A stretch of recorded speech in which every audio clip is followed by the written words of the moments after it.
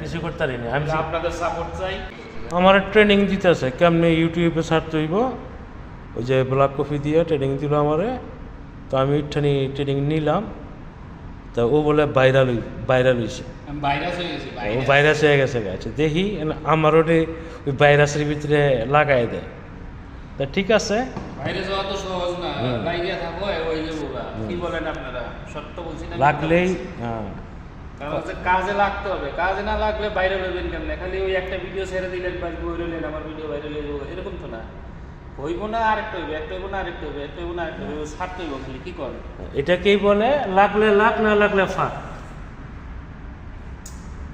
YouTube সহজ করে দিছে সব কিছু, তাহলে এখন যদি না করে তাহলে কবে করবো?